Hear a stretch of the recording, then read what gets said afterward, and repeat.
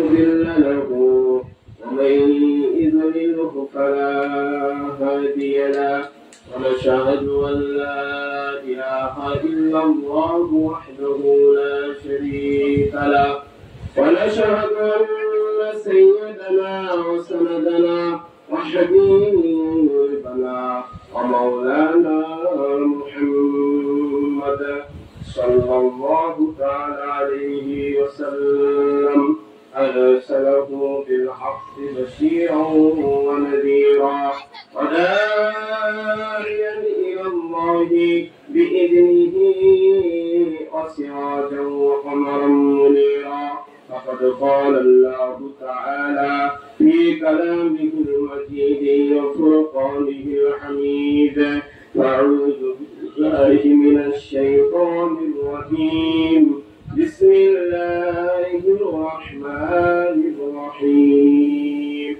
إنما يريد الله ليذهب عنكم الرجس أهل البيت ويطهركم تطهيرا كما قال عليه الصلاة والسلام من يهد الله فهو المهتد ومن يضلل فلن تجد له وليا مرشدا كما قال عليه الصلاة والسلام إنا أرسلناك شاهدا ومبشرا ونذيرا لتؤمنوا بالله ورسوله وتعزروه وتوقروه وتسبحوه بكرة وأصيلا وقال رسول الله صلى الله تعالى عليه وآله وسلم أحب الله من أحب إليك حسينا وقال رسول الله صلى الله تعالى عليه وآله وسلم من كنت مولاه فهذا علي مولاه بسم الله الرحمن الرحيم إن الله وملائكته يصلون على النبي يا أيها الذين آمنوا صلوا عليه وسلموا تسليما اللهم صل على سيدنا محمد وعلى آله سيدنا رسول आप मुर्शिद हैं हमारे पीर पीरा पीर है और पैगंबर है रहबर या अली मुर्तज़ा अल्लाहुम्मा سيدنا محمد وعلى سيدنا رسولنا جمال بتاعه جمال محمد कमाल आपका है कमाल मुहम्मद अल्लाहुम्मा सल्ली सय्यदना मुहम्मद वाला सय्यदना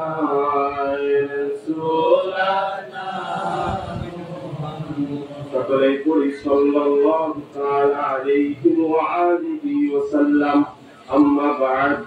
সম্মানিত মুআজ্জাজ মুহতারাম, সম্মানিত আশিকে মুস্তাফা, সম্মানিত আশিকে আহলে বাইত, আশিকে মাওলা আলী, আশিকে মা ফাতিমাতুল জোহরা, আশিকে মাওলা ইমাম হাসান, আশিকে হযরত ইমাম মাওলা হুসাইন, আশিকে 12 ইমাম পাক, 14 মাসুম পাক আশিকগণ, আশিকে শাহেনশাহ বাগদাদ হুজুরে গৌসে পাক, আশিকে খাস করে হিন্দুস্তানের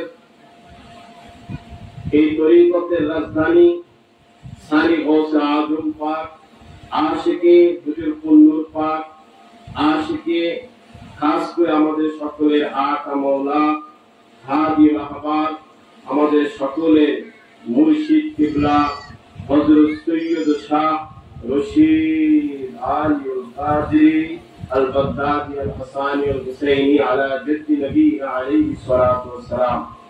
আশিকে শাহেনশাহ বাগদাদ, বর্তমান জামানার গৌস, জামানার মালিক, হাজি রাহবার, জামানার ইমাম, সাজ্জাদ নশীন, পীরানে পীর, মিরানে মীর, ইবনুল গৌস, ইবনুল গৌস, ইবনুল গৌস, আলী আব্দুল কাদরি, শামসুল কাদরি, হযরত সৈয়দ শাহ ইয়াসুফ আলী কাদরি আল বাগদাদি আল হাসানি আল হুসাইনি মাদ্দাজিল্লুল আলী। মহান স্রষ্টার দরবারে পবিত্র জিলকদ চাঁদে 22 জিলকদের দিনে আমরা জোহর নামাজ আদা করে পাক পাঞ্জাবের মাহফিল পাকে, আওলাদে রাসূলের মাহফিল পাকে, আমার হুজুর পাকের স্মরণে, পাক পাঞ্জাবের স্মরণে এই দুপুর বেলায় বিভিন্ন এলাকা থেকে, দূর দূরান্ত থেকে পীর ভাই এবং পীর বোনেরা এই পবিত্র দরবারে এসে, এই দরবারে মাহফিলে এসে আল্লাহ তাআলা আমাকে আপনাকে গুনাহগার বান্দা বান্দীকে গুনাহ মোচন করার জন্য, পাপ মোচন করার জন্য, জান্নাতের রাস্তা সহজ করার জন্য এই পবিত্র মাহফিল পাকে আসার বসার তৌফিক দান করলেন। এই জন্য মহান স্রষ্টার দরবারে কৃতজ্ঞতা শুকরিয়া আদায় করি, বলি আলহামদুলিল্লাহ। কত বড় জায়গায় বসে আছি, এটা যদি রুহানি চোখ থাকতো তাহলে দেখতে পারতাম এটা কত বড় জায়গা। বিভিন্ন জায়গায় বলে থাকি এখন এটা এই বাড়িওয়ালার জায়গা না, এখন এটা জান্নাতের বাগান।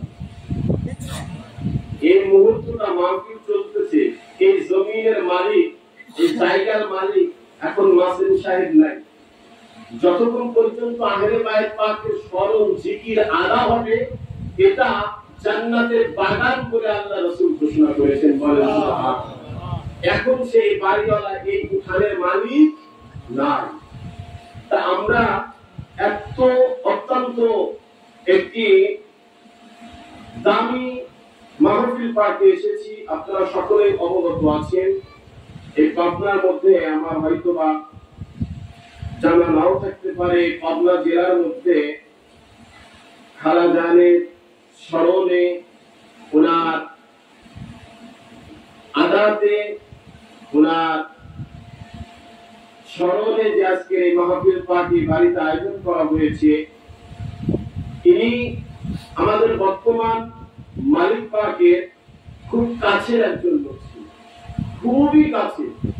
আপনারা অনেকেই খালাজান সম্পর্কে অনেকের ধারণা কম, অনেকেই জানেনই না। আপনারা এরকম শুনেছেন যে উনি বাংলাদেশে থাকতেন, আসাদ গেটের বুবুজান বলে ওনাকে চিনত। ওনার এই সম্বোধনটা ছিল, ওনার বসবাস ছিল আসাদ গেটে, এবং এক নামে বললে চিনত, আসাদ গেটের খালাজান বা বুবুজান। কেউ বলতো খালাজান, কেউ বলতো বুবুজান, যাই হোক আসাদ গেটে ওনার স্থান ছিল। তা আমরা, আমার মওলা, আমার আকা যার দিকে নজর দেয়, অর্থাৎ যাকে ভালোবাসে, ওনারা যার দিকে তাকায়, ওনারা যার দিকে নজর দেয়, যাকে ভালোবেসে নেয়, আল্লাহ পর্যন্ত শুধু আল্লাহ পর্যন্ত না, 18,000 মাখলুকাত পর্যন্ত তাদেরকে ভালোবাসে। সেটা হতে পারে সাধারণ কোনো মানুষ, সেটা হতে পারে কোনো অলির ঘরের লোক, XYZ, যে কোনো হতে পারে। তা আমরা আজকে এই খালাজানের স্মরণে এই বাড়িতে, ওনার ভক্তের বাড়িতে আমরা সকলেই হুজুরবাগের ভক্ত, এই পূর্ব পবিত্র মাহফিল পাকে আসতে পেরেছি। এই জন্য আমরা অত্যন্ত গর্বিত এবং অত্যন্ত আমরা ভাগ্যবান। কারণ খালাজানের জবান পাকে ওনার যারা খেদমত পাখি ছিল তাদের আমি ভূমিকাতে আছি, তাদের একটা দুইটা কথা আপনাদেরকে বলবো। কারণ আমাদের তো তাদের সামনে যাওয়া মানে আল্লাহর বিধান নিষেধ। যাই হোক, ওনার যারা খেদমত পাখি ছিলেন তারা যে একটা কথা বলেছেন তাদের কাছ থেকে শোনা, আপনাদের কাছে বলা। যে এমন ভাবে উনি বলেছিলেন যে আমি যখন দুনিয়াতে থাকবো না, আমার জন্য কি তোমরা কেউ দোয়া করবে না? আমার জন্য তোমরা কেউ আদা করবে না? আমার জন্য তোমরা কেউ সিন্নি করবে না? যাই হোক, ওনার কথার প্রেক্ষিতে আর বর্তমান ওনারই বুবু, ওনারই ছোট আমাদের মাঝিপাক উনি আছেন, এটা পুরাটা তত্ত্বাবধান মাঝিপাক স্বয়ং ওনার গুণের জন্য গাইড করছে। আপনাদের কনসেপ্টটা ক্লিয়ার করলাম। অনেকে আজকে এখানে এসেছেন জানেন না কার কি, তাই না? এই উদ্দেশ্যে আমরা সকলে আমাদের কাছে দাওয়াত করা হয়েছে। এটা টোটালটা মাঝিপাক থেকে অবগত যে আমার গুণের জন্য হোক, তোমরা আমাদের বাবু যে তোমাদের মালিক পাক ওনার খালাজানের জন্য হোক, যেভাবে হোক তোমরা তাকে স্মরণ করো। যাই হোক, আলহামদুলিল্লাহ আমরা আজকে এই জন্য ভাগ্যবান যে আমরা এই আহলে বাইত পাকের দামান এই শেষ জামানায় এসে আমরা পেয়েছি। বলেন সুবহানাল্লাহ। কারণ শেষ জামানায় ঈমান ধরে রাখাই যাবে না, ওই জামানায় আমরা ঈমানের যারা মালিক তাদেরকে ধরে বসে আছি। আরে ঈমান রাখা যাবে না, ঈমানের ঈমান যারা আমরা ডাইরেক্ট তাদেরকে পেয়ে গেছি। ঈমানের আবার মনে করবেন ঈমানের ঈমান হয় না, কুরআনের কুরআন, ওনারা হচ্ছে কুরআনের। আমি আলোচনায় বুঝাই দেব আপনাদের, আমার সাথে একটু কথা বলতে হবে। এই আমার হুজুর পাকরা, আহলে বাইত পাকরা, এই খানদান পাক কুরআনের কুরআন, কাবার কিবলার কিবলা, বলুন কিভাবে, ধর্মের দ্বীনের দ্বীন, কালেমার কালেমা, কুরআনের কুরআন, কাবার কাবা, কিবলার কিবলা। ওনারা হচ্ছে দুনিয়াতে যত আল্লাহ সিমটন দিয়েছে ধর্মের, ওনারা হচ্ছে 1 ডিগ্রি উপরে ধর্মই ওনাদের জন্য আশ্রয় নিয়ে পৃথিবীতে আছে। বলেন সুবহানাল্লাহ। কুরআন আছে, হাদিস আছে, আর কুরআন আছে কতদিন? কুরআন আছে কতদিন? যতদিন আহলে বাইত পাক এই জমিনের মধ্যে আছে।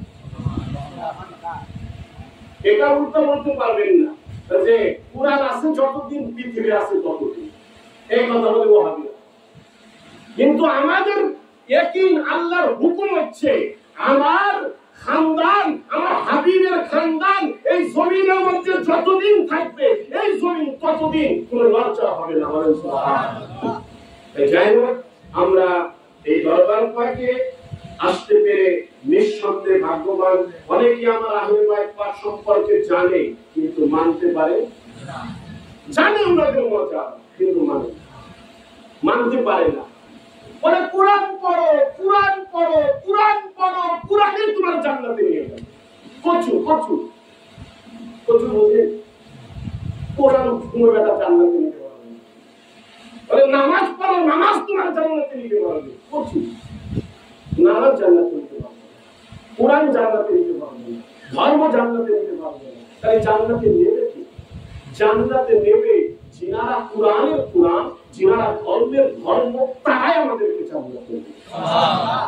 কোরআন জান্নাতে নিতে পারবে না, নামাজ জান্নাতে নিতে পারবে না, ধর্ম জান্নাতে নিতে পারবে না। মানে আমরা কি তাহলে গোমরা? সে আমার কি কথা বলে? আমরা তাহলে কি ফলো করবো?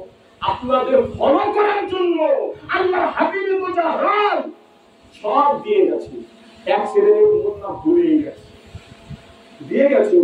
শুধু দিয়ে যান নাই, গোপনেও না, প্রকাশ্যে দিয়ে গেছে, প্রকাশ্যে দিয়ে গেছে। সেটা কি?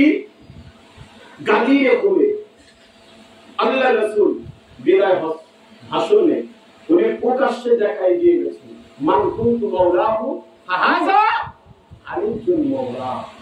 আজকে থেকে আমি চলে যাব, আমার পরে কোনো নবী, এবার কাছে লাগাই দিই, আমার পরে কোনো নবী আসবে না। এর প্রমাণ মা কানা মুহাম্মাদুন আবা আহাদিন মিন রিজালিকুম ওয়ালাকিন রাসূলুল্লাহ ওয়া খাতামান নাবিয়্যিন ওয়া কানা আল্লাহু বিকুল্লি শাইইন আলিমা। নবুয়তের দরজা খতম। বনি ইসরাঈলের নবীদের সিস্টেম, নবীদের সিলসিলা, বনি ইসরাঈলদের নবীদের সিলসিলা কি ছিল জানেন? একজন নবী বেসালে হক অর্থাৎ দুনিয়া থেকে চলে যাওয়ার পরপরই আরেকজন নবীকে আল্লাহ রেডি করে ফেলছে দ্বীন প্রচার করার জন্য। কথা বুঝতেছেন? নবী একজন চলে যাবে, সময় শেষ, আরেকজন নবী রেডি। কেন? কারণ দ্বীনের তাবলীগ করার জন্য। এখন যখন আমার আপনার নবীকে বলল যে আপনার সময় শেষ, 63 বছর। নবীর হায়াত কত বছর ছিল দুনিয়াতে? শরীয়তে হায়াত কত? কিন্তু আমার নবী এখনো দুনিয়াতে ছিল, আছে, ছিল, থাকবে। কারণ আল্লাহ এই জমিনে যেখানে যেখানে থাকবে নবীও বলে আল্লাহ মরে গেছে, কয় নবী মরে গেছে। তা নবী মরে গেলে তো আল্লাহ মরে যায়, বলে না ওয়াহাবিরা? নবী কথা বলেন না কেন? ভয় পাচ্ছেন? নবী নবী যদি মরে যায় আল্লাহ বেঁচে থাকে কিভাবে? এই তো বোঝা আসে না। নবী যদি মরে যায় তাহলে আল্লাহ বেঁচে থাকে? তা আল্লাহ মরে গেছে, তা বলবেন আপনি আল্লাহর সাথে নবী মিলাচ্ছেন। আলোচনায় আসবে, দেখেন আল্লাহ রাসূল বিদায় হজের এলানে মওলা কায়নাত পাককে নিয়ে গেল প্রকাশ্যে, নাকি গোপনে ছিল? কথা বলেন, গোপনে ছিল? 63 বছর হায়াতে আল্লাহ রাসূল নামাজ পড়ছে মাত্র 10 বছর। মাথা ঘুরে যাবে না? আল্লাহ রাসূল নামাজ পড়ছে কয় বছর? এই কথা শুনছেন বলতে? আর কি করলেন সব? 40 বছরের সময় উনি নবুয়ত পাইছে। 40 বছর পর্যন্ত কি নামাজ ছিল? তাহলে কি ইবাদত করছে? পথভ্রষ্ট। এখন তো কবেন যে নবী পথভ্রষ্ট। ওনার নামাজ আজকে আলোচনায় দেখা দেব যে কাবা কয়টা, সূর্য কয়টা, সেজদা কয়টা। খালি ভুলে গেলে আমার একটু স্মরণ করাই দিয়ে সময়ের মধ্যে খালি একটু বলে দিয়ে যে কাবা কয়টা, সূর্য কয়টা, সেজদা কয়টা, কার কাবায় গিয়ে কার সেজদা করব, আর কার সেজদা করা মানে কার সূর্য উদয়ের সময় কার কাবার কাছে যাব, আর কার কাবার কাছে গিয়ে কার সেজদা করব। নবীজি যে হেরার গুহায় ধ্যান করেছেন ওটাকে বলে মুরাকাবা। কি বলে? মুরাকাবা। ওই জায়গা আজও আছে, হেরার গুহা। কোরআন কোন বস্তুর উপরে নাজিল হয় নাই, কোরআন নাজিল হয়েছে নবীর সিনার মধ্যে। বলেন সুবহানাল্লাহ। অর্থাৎ নবী একটা কিতাব, কিতাবের মধ্যে কোরআন নাজিল। নবী কিতাব, নবী কিতাব। আমরা মোল্লারা কিতাব বলতে কোরআন বুঝি। মোল্লারা কিতাব বলতে কি বুঝি? হাকিকতে কিতাবের মধ্যে কোরআন নাজিল হয়েছে, আর কিতাবটাই হচ্ছে জনাবে মুহাম্মদুর রাসূলুল্লাহ। কিতাবটাই মুহাম্মদুর, ওনার সিনার মধ্যে আলমে আনোয়ার থেকে কোরআন। এই কোরআন কি ওই আল্লাহ ওই আরশে কলমের কালি দিয়ে লিখে পাঠাইছে? এই ধরো চিঠি পাঠাইলাম, নিয়ে যাও। আমি তুমি যে কোরআন পড়ি আমি আপনি, ফ্যাক্টরি থেকে এসেছে, ছাপানো হয়েছে কোরআন। কোরআন ছাপাতে কি লেগেছে? কালি। কি লাগছে? কালি। আর কি লাগছে? কাগজ, পেপার। আর কি লাগছে? ওখানে লেবার। ওই মেশিন দিয়ে যে কোরআন বের হচ্ছে দেখবেন লক্ষ লক্ষ কপি। লক্ষ লক্ষ কোটি বের হচ্ছে। এখন এক লোক ওখানে চাকরির জন্য গেছে যে আমার এখানে চাকরি দিবেন নাকি, বলেন সে মুসলমান। এখন ওখানে কেউ কি দেখতে গেছে যে তোমার শর্ত মুসলমান হলে তুমি কুরআন ছাপার কাজে কাজ করতে পারবে? আবার ধরে কুরআন লিখেছে কালি, এই কালি কোথা থেকে আসছে কেউ কি বুঝতে গেছে? কুরআন এসেছে কাগজে, এই কাগজ কোথা থেকে এসেছে? এই কাগজ কি পাক না নাপাক? এই কাগজ কোথা থেকে, কোন ফ্যাক্টরি থেকে বের হয়েছে? এই কাগজ কোন পায়ের নিচে পড়েছিল কিনা? এই কাগজ কিভাবে এসেছে? এই কাগজের কুরআন নিয়ে মোল্লারা ফেলা হয়। আর আসল কুরআন কিতাবের মধ্যে আল্লাহ ঢুকাই দিয়েছে হেরার গুহার মধ্যে, বলতেছে যে নবী আওলাদ রাসূল আহলে বাইত ওলি আল্লাহ মুরাকাবায় যখন ওনারা বসে মুশাহাদা যখন করে ওটাই হচ্ছে তাদের আসল নামাজ মেরাজ। তাদের মেরাজ হয় মুরাকাবায় বসে। নবীজি যে 40 বছর ধ্যান করেছিল ওটাই ওনার মুরাকাবার নামাজ, ওটাই ওনার মেরাজ। বলেন সুবহানাল্লাহ। আল্লাহ রাসূল এলান করলো, এই সব সাহাবারা আসো। কিতাবের মধ্যে লেখে আল্লাহ রাসূলের প্রথমে আল্লাহ দ্বীন দিয়ে পাঠিয়েছে, তাওহীদ দিয়ে পাঠিয়েছে, আল্লাহ একাত্মবাদের দাওয়াত দাও। তাই প্রথমে কেউ আল্লাহকে চেনে না, মূর্তি পূজা, আগুন পূজা, গাছ পূজা, পাহাড় পূজা, পাথর পূজা, সাগর পূজা, বিভিন্ন ধরনের পূজা, কেউ এক আল্লাহকে চেনে না। যখন রাসূলের পাক এসে বলা শুরু করলো লা ইলাহা ইল্লাল্লাহ, লা ইলাহা ইল্লাল্লাহ, তাহলে কি বলো? এ মুহাম্মদ কি বলে? বলতেছে এক আল্লাহ, তোমরা আল্লাহ ছাড়া কোনো মাবুদ নেই, আল্লাহকে স্বীকার করে নাও, আর আমি হচ্ছি তার প্রেরিত রাসূল। তখন সবাই বলতো যে আল্লাহকে দেখি নাই, ওই আল্লাহকে মানব কিনা? বললে আমাকে তোমরা আলামিন বলো না, বিশ্বাসী, আমাকে তোমরা সত্যবাদী মানো না। আমি রাসূল বলছি আল্লাহ এক, আমি নবী বলতেছি আল্লাহ। কত বুঝছেন নবীর কথার পাওয়ার কত বড়? আজ পর্যন্ত নবীর কথার উপরে ডিপেন্ড করে কিয়ামত পর্যন্ত আমরা আল্লাহ এক বলে মেনে আসতেছি। নবীর জবানের দাম, ইজ্জত, গুরুত্ব কত বড়! আল্লাহ বলতে বলেছে, রাসূল পাক আল্লাহ কি বললো? আল্লাহ আপনি বলে দেন না আপনি এক। আল্লাহ বলে আমি বলবো না আমি এক, তুমি বলো আল্লাহ এক। তার প্রমাণ সূরা ইখলাস, কুল ওয়াল্লাহু, কুল আপনি বলুন, হে নবী আপনি বলুন আল্লাহ এক। তাহলে এখন আল্লাহ বলতে পারতেন না আমি এক? কথা বলেন না কেন? নবীকে কেন ব্যবহার করলেন আল্লাহ? নবীকে কেন আনলেন আল্লাহ? আল্লাহ নিজেই তো, আল্লাহকে আমরা কেউ চিনতাম না, আল্লাহ নিজেই প্রকাশ হওয়ার জন্য নবীর মাধ্যমে উসিলা ব্যবহার করছে। আল্লাহ বলতেছে আমার চিনানোর জন্য উসিলা লাগবে, আর উসিলা হচ্ছে কুল। কুল মানেই হাবিবে তুজাহা, আর মোল্লা মানে উসিলা লাগবে না, আল্লাহকে ডাইরেক্ট পা। আল্লাহ বলে আমি চিনানোর জন্য আমার আল্লাহ উসিলা লাগে, আর যে বান্দা বানাইলাম ওই বান্দা বলে আমার উসিলা লাগে। বুঝতেছেন?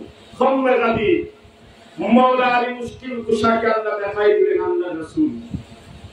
তার আগে আল্লাহ রাসূল দাওয়াত দিছে, তার দাওয়াত প্রথমে কেউ শোনে না। রাসূলের পাক আল্লাহকে বলে আল্লাহ তোমার কালিমা কেউ স্বীকারই করে না। কয়জন হয়েছে সারা দিনে? কয়টা পারছো মুসলমান বানাইতে? আল্লাহ আজকে 2টা হয়েছে, কালকে নাম বাবা নামছে, আজকে কয়জন বানাইছো মুসলমান? আল্লাহ আজকে 1জন। আজকে কম হয়েছে? আল্লাহ আজকে 1জন ইসলাম গ্রহণ করছে। পরশুদিন নামছে, তাবলীগ করো, দাওয়াত দাও, আজকে কয়জন হয়েছে? আল্লাহ আজকে 0। আজকে আমার দূর দূর করে তারাই দিছে। যা মোহাম্মদ পাগল, কিসের আল্লাহ? আমাদের আল্লাহ কতগুলো জানোস? দেখ কাবার মধ্যে 360টা আল্লাহ বানানো হয়েছে। আমার নিয়ে দেখায় দেয় আল্লাহ। আল্লাহ কয় বন্ধু তোমার মানুষের জড়ো করে এলান করো আল্লাহ এক। নবী পাক সাহাবীদেরকে নিয়ে সাফা মারওয়া পাহাড়ে উঠে পাহাড়ের চূড়ায় উঠে এলান করলেন আল্লাহ এক। তোমরা যদি আমাকে বিশ্বাস করো তাহলে আমার কথাকেও বিশ্বাস করে নাও, আল্লাহ এক। তখন কাফেররা মানছিল না। একদল কাফের নবীকে ধোঁকাবাজ বলে চলে গিয়েছে। এখানে অনেক বড় ঘটনা। আল্লাহ রাসূল বলে আল্লাহ তো আমার কথা কোনোভাবেই শোনে না, ব্যাপার কি? আল্লাহ বলে জবরদস্তি নাই, ওদেরকে জবরদস্তি করো না। ধর্মের ক্ষেত্রে কোনো জবরদস্তি, ওদেরকে জোর করবা না। আল্লাহ আমি এই কয়টা লোক নিয়ে আজকে এটা বলছি, তুমি দেখছো না আমার আজকে জমায়েতের মধ্যে 100 লোক ছিল, আমি আজকে 200 লোক এক জায়গা করে কালেমার দাওয়াত দিয়েছি, আজকে 500 হয়েছিল। নবী পাক বলে আমার 63 বছর হায়াতের জিন্দেগিতে আমি দ্বীনের দাওয়াত দিয়েছি, আল্লাহর দাওয়াত দিয়েছি, কালেমার দাওয়াত দিয়েছি, নামাজের দাওয়াত দিয়েছি, হজের দাওয়াত দিয়েছি, যাকাতের দাওয়াত দিয়েছি, কুরবানির যাকাত দিয়েছি, সব কিছু বুঝাইছি, কিন্তু আমার এত বড় কোনদিন মজলিস হয় নাই। সর্বোচ্চ নাই 100, নাই 200, নাই 500, নাই 1000, এরকম মজলিস হয়েছে। নামাজের যখন দাওয়াত দিয়েছি সবাইকে ডেকে এনে একত্রিত করে আমি বুঝিয়েছি, মাত্র 200, 300, 400, 500 হয়েছে। কিন্তু আল্লাহ বললেন নির্দিষ্ট কোনো সংখ্যা নিতেই নেই, তুমি যতগুলো লোক পাও এনে নামাজের দাওয়াত দাও, একাত্তরের দাওয়াত দাও, কালেমার দাওয়াত দাও। কিন্তু আল্লাহ পাক কোন জায়গায় নবীর 63 বছরের জিন্দেগিতে সংখ্যা উল্লেখ করেন নাই যে 500 লোক জমায়েত করে যতক্ষণ 500 লোক না হবে কালেমার দাওয়াত দিয়া শুরু করবে না, 500 লোক জমায়েত করবা তারপর কালেমার দাওয়াত দিবা, এরকম কোন সংখ্যা নির্দিষ্ট ছিল না। কিন্তু যখন আল্লাহ রাসূল বেলায়েতের ঘোষণা দিবেন আল্লাহ পাক সংখ্যা নির্দিষ্ট করে দিলেন, তোমার যত সাহাবী আছে সমস্ত 1 লক্ষ, 1.5 লক্ষ সাহাবীকে তুমি একত্রিত করবা। একজন বাকি থাকতে বেলায়েতের এলান হবে। একজন যদি বাদ থাকে সাহাবী, বেলায়েতের এলান হবে। সাহাবীরা আসতে দেরি করছিল। আল্লাহ রাসূল বলে কই আছে আমার সাহাবী, ওদেরকে ধরে নিয়ে আসো। বলো আল্লাহ রাসূল এলান করবে। সব সাহাবীরা চমকে গেল, আজকে আবার কিসের এলান? 63 বছর নামাজের এলান পেয়েছি, হজের এলান পেয়েছি, কালেমার এলান পেয়েছি, ইচ্ছা হয়েছে গিয়েছি, ইচ্ছা হয় নাই তাই নাই। কিন্তু আজকে কারো ইচ্ছার উপরে ডিপেন্ড করবে না যাওয়া না যাওয়া, আজকে ডিপেন্ড করবে আল্লাহর হুকুমের উপর। জোরে বলবেন না সুবহানাল্লাহ। আল্লাহর রাসূল কোরা ভাবে নির্দেশ দিয়ে দিলেন একজন সাহাবী যেন ঘরে না থাকে, একজন সাহাবী যেন পাঠ না করে, কোন সাহাবী যেন বলতে না পারে আল্লাহ রাসূল এই কথা বলেছে আমি শুনি না, আল্লাহ রাসূল এই কথা বলেছে আমি শুনি নাই। সমস্ত সাহাবীকে এখানে জমায়েত করো। আল্লাহ রাসূল সমস্ত সাহাবী জমায়েত করার পর এবার এলান করলেন আন কুনতু মাওলাহু মান কুনতু মাওলাহু ফাহাযা আলাইকুম মাওলা। আমার পরে বনি ইসরাঈলের নবীরা এসেছে, একজন নবী যাওয়ার টিকিট এসেছে, আর একজন নবীকে আল্লাহ রেডি করে রেখেছে ইসলামকে ধরে রাখার জন্য। আমার পরে কোনো নবী আসবে না, আমার পরে কোনো নবীর ঘোষণা হবে না। আমি এই জন্য আমার সমস্ত ইসলামের রাহাবার নেতা লেডার আল্লাহ কর্তৃত্ব, কাবার ইজ্জত, ধর্মের ইজ্জত, কোরআনের ইজ্জত, এই যে এই ইজ্জতের উপর রেখে গেলাম। এই হাতকে দেখে রাখো, কিয়ামত পর্যন্ত এই মাওলা আলী হচ্ছে নবুয়তের মালিক। সুবহানাল্লাহ। মাওলা আলী হচ্ছে নবুয়তের বাদশা, মাওলা আলী হচ্ছে নবুয়তের চেয়ারে বসে কিয়ামত পর্যন্ত উনার আল্লাহ দ্বারা এই ইসলামকে প্রচার করতে থাকবে। সুবহানাল্লাহ। যখন এটা বললেন সাহাবীদের মধ্যে খোঁচাখুচি শুরু হয়ে গেল। এই জন্য বলেছি সাহাবী তারাই মোল্লার আওয়াজ করে, ওই নবীর সাহাবীর উপরে কথা বলে। সাহাবী দেখলো তো সাহাবী হলো তো সে জান্নাত করছে, সাহাবী নবীকে দেখলেও সে জান্নাতি হতে পারবে না যদি সে মাওলা আলীকে আহলে বাইত পাককে না মেনে নেয়। তার সাহাবী থাকবে না, তার সাহাবীর মর্যাদায় আল্লাহ উঠায় নেবে, তার জিন্দেগির আমলকে আল্লাহ বরবাদ করে দেবে, তার জিন্দেগির আমলকে আল্লাহ ডিরেক্ট করে দেবে। কারণ একটাই, মাওলা আলীকে মাওলা ইসলামের নেতা বেলায়েতের মালিক বলে মেনে নিতে হবে।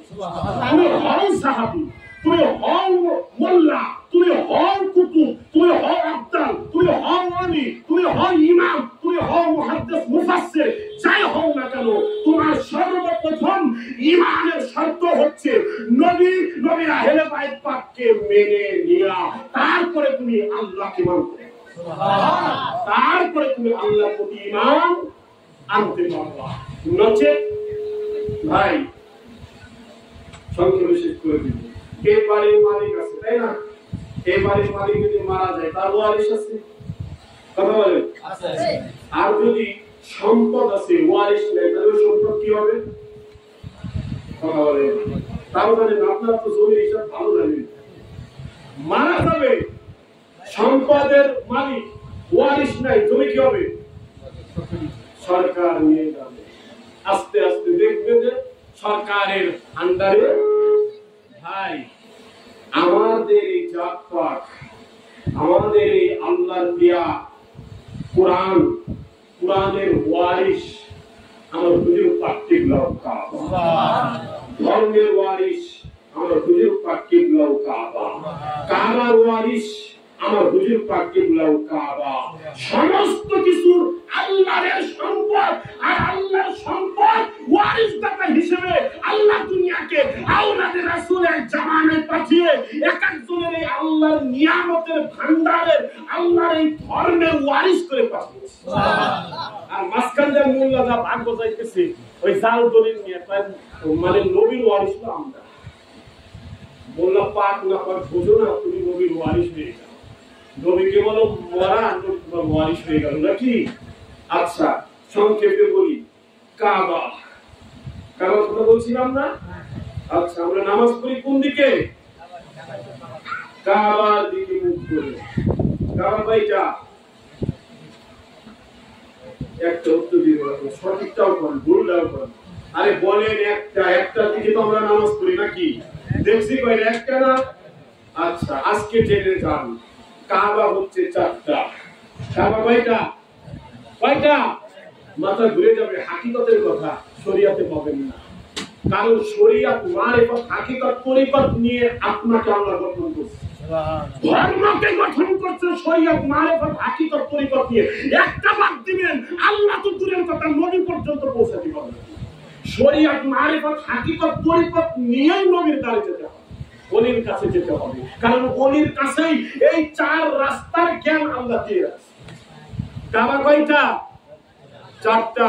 আগে শরীয়তের কাবা শুনেন, শরীয়তের কাবা লয়ে যে হজে যাওয়া শুরু হয়ে গেছে পল্লা পাল্লি, এটা হলো শরীয়তের কাবা, মক্কায় যেটা অবস্থিত। মক্কায় যেটা অবস্থিত সবাই দেখছেন না, টেলিভিশনের পর্দায় দেখছেন, দেখছেন তো মোবাইলের পর্দায় দেখছেন। এটা হচ্ছে কিসের কাবা, শরীয়তের কাবা। আর মারিফতের কাবা হচ্ছে মদিনা শরীফ। জোরে বলবেন না, মদিনায় না গেলে এই কাবার কোনো মানে নাই। কেউ না হাজি যদি মদিনা তাওয়াফ না করে মক্কা তাওয়াফ করে চলে আসে, ওই হাজির হাজি হবে না। মারিফতের কাবা হচ্ছে, আর হাকিকতের কাবা হচ্ছে মুর্শিদ কিবলা। হাকিকতের কাবা, হাকিকতের কাবা নিয়ে মারিফতের কাবার কাছে যাবেন, মারিফতের কাবা নিয়ে শরীয়তের কাবার কাছে যাবেন। বলেন সুবহানাল্লাহ। আর কয়টা বাকি আছে, আর একটা বাকি আছে। আর একটা কাবা হচ্ছে আমরা এই যে হাত তুলে দোয়া করি না, আসমানের দিকে হাত থাকে না আমাদের, আসমানে আসমানে আল্লাহর আরশে একটা কাবা। বলে এই মুনাজাত কবুল হওয়ার জন্য কাবা দরকার। বলেন সুবহানাল্লাহ। মুনাজাত কবুল হওয়ার জন্য কি দরকার, কাবা দরকার। এই কথা শুনছেন নাকি কারণ আছে? এবার দেখেন সূর্য, জীবন ভরে সূর্য কয়টা দেখতেছেন? আজকে যদি কই তিনটা, আমাকে ঘুরে দেবে না। এই সূর্য কবে হয়েছে কম তো? আদম বেটা যখন কান ধরে বাড়ি করে দিল, দুনিয়া ছিল অন্ধকার। কারণ আদম ও হাওয়ারে খুঁজে পায় না, হাওয়া ও আদমের কয়েক কোহনে ফেরাইলো, গাড়া না মাইকেল না জমি, এ আদা অন্ধকার। আল্লাহ বলল আদমেরও পাঠাইলাম, আসমানের মুখে সূর্যেরও পাঠাই দিলাম। এবার দেখে নে ওই সূর্য দ্বারা দুনিয়া। বলেন সুবহানাল্লাহ। আদমের জামানা গেছে ওই সূর্য দ্বারা। আর একটা সূর্য হচ্ছে সোমবার 12 রবিউল আউয়াল সুবে সাদেকের রাহমাতাল লিল আলামিন হচ্ছে পৃথিবী সূর্য। বলেন সুবহানাল্লাহ। ওই সূর্য এমন ভাবে আলোকিত করছে পৃথিবীর পুরো জায়গায় কোনো অন্ধকার, কথা বলেন অন্ধকার নাই। আর একটা সূর্য হচ্ছে নবুয়ত চলে গেল। আর একটা সূর্য হচ্ছে মানুষের একটা খুঁজে গাউসে পাক এমন সূর্য নিয়ে উদিত হলো কিয়ামত পর্যন্ত এই জমিনের আসমানের সূর্য অস্ত আছে, গাউসে পাকের সূর্যের কোনো অস্ত পাইছেন? তিনটে সূর্য অল্প করে মারিয়ে গেলাম, ব্যাখ্যা দেওয়ার সময় নাই, হাকিকতের কথা। এবার আসুন সেজদা। সেজদা কয়টা? অল্প করে বলি, আমি 12টা পর্যন্ত যাওয়ার দরকার নেই। আল্লাহর সেজদা, নামাজের সেজদা, মুর্শিদের সেজদা। বলেন সুবহানাল্লাহ। আরে ভাই কোন কি আল্লাহর আর নামাজের সেজদা আছে নাকি আলাদা কিছু নাকি? আরে আল্লাহর যে সেজদা আছে মুরাকাবা মুশাহাদা, ওই সেজদায় গেলে ডাইরেক্ট আল্লাহর সাথে মেরাজ দিদার হয়ে যায়। ওই সেজদা সাধারণ মানুষ দিতে পারে না। ওই সেজদা আমার হুজুর পাক আওলাদে রাসূল মাওলানা মুশকিল কুশা ওই সেজদা দিয়ে আল্লাহর সাথে দিদার। সুবহানাল্লাহ। আর আমাদের মেরাজ হবে মুর্শিদের কদমে সেজদা। আমাদের মেরাজ ঊর্ধ্বগমন না, নবীর মেরাজ ঊর্ধ্বগমন। আর নবীর আওলাদ রাসূলের মুরিদের মেরাজ হচ্ছে নিম্নগমন। জমিনে উনার যে কদম, ওই কদমের তলে হাজির হও, ওই কদমই তোমার জন্য মেরাজ। কারণ এই কদম পীর মুর্শিদ না, এই কদম স্বয়ং রাসূলের পাকের কদম। আর এই সেই কদম যেটা আরশে আজিমে ছোঁয়া লেগে আছে। বলেন সুবহানাল্লাহ। আপনারা বুঝতে পারছেন? একটু দূর শুরু করেন, আল্লাহুম্মা সাল্লি